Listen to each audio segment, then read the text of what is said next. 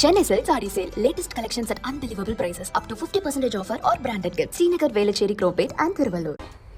விடுதலை சிறுத்தைகள் கட்சி ஆகிய 3 கட்சிகளின் சார்பில் மாண்புமிகு தமிழ்நாடு முதலமைச்சர் திரு மு.க. ஸ்டாலின் அவர்களை இன்று காலை அவருடைய இல்லத்தில் சந்தித்தோம். தமிழ்நாட்டில் சமீபத்தில் திருநெல்வேலியில் நடைபெற்ற செல்வ கணேஷ் படுகொலை, அதை ஒட்டி தமிழ்நாடு முழுவதுமே சாதி ஆணவ கொலைகள் சம்பந்தமாக ஒரு விவாதம் என்பது நடைபெற்றுக் கொண்டிருக்கிறது. இத்தகைய சூழ்நிலையில் சாதி ஆணவ கொலைகளை தடுப்பதற்கு தனிச்சட்டம் இயற்ற வேண்டும் என்கிற கோரிக்கையை மாண்புமிகு முதலமைச்சர் அவர்களிடத்திலே நாங்கள் 3 பேரும் எடுத்துரைத்தோம். ஏற்கனவே ராஜஸ்தான் உள்ளிட்ட மாநிலங்களில் இத்தகைய சட்டம் என்பது நடைமுறையில் இருந்து கொண்டிருக்கிறது.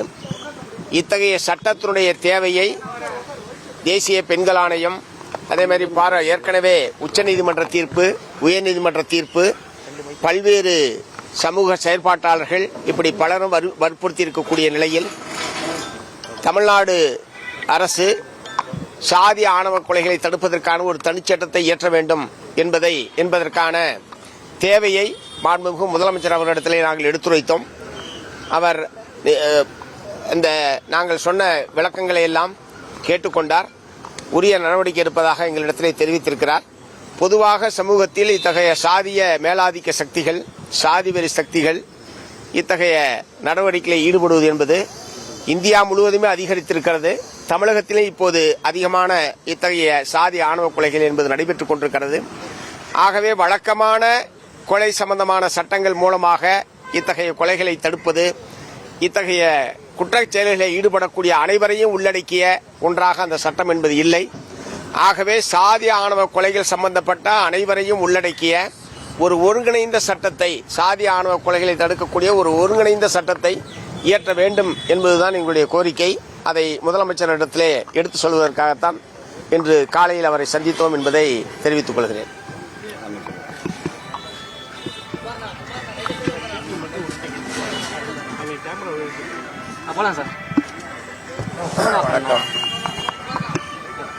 சாதிய ஆணவ படுகொலைகள் என்பது நாளுக்கு நாள் அதிகரித்து வருவது மிகவும் கவலைக்குரியது.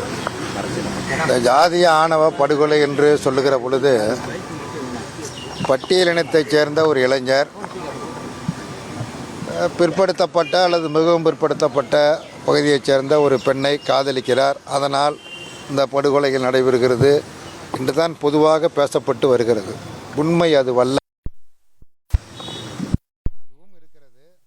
அதே நேரத்தில் ஒரே ஜாதியில் கூட காதலித்தால் அதை தங்களுடைய குடும்ப கௌரவ பிரச்சனையாக கருதுகிற ஒரு மோசமான ஒரு மனநிலை இருக்கிறது.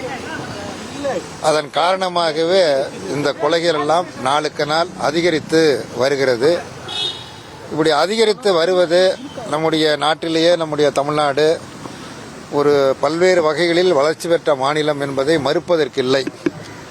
கல்வியில், சுகாதாரத்தில், மருத்துவத்தில் போன்ற பல்வேறு பிரச்சனைகளில் நாம் வளர்ந்த ஒரு மாநிலம், சமூக நீதியில் என்று சொல்லலாம்.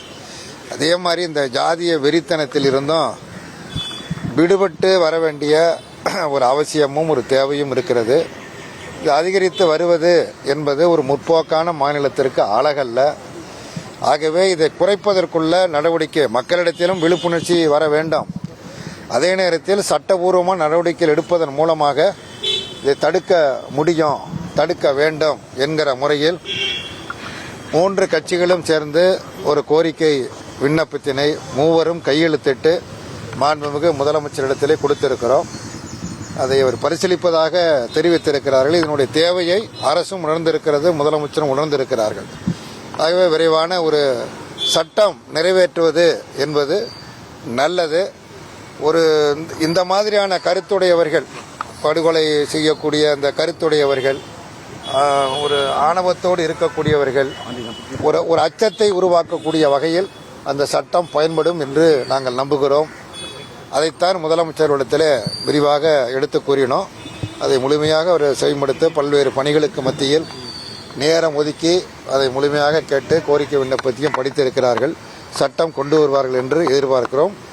கொண்டு வர வேண்டும் என்று விரும்புகிறோம். Chennai Silk Saree Sale. Latest collections at unbelievable prices. Up to 50% offer or branded gifts. Srinagar, Velachery, Cropate and Thiruvallur.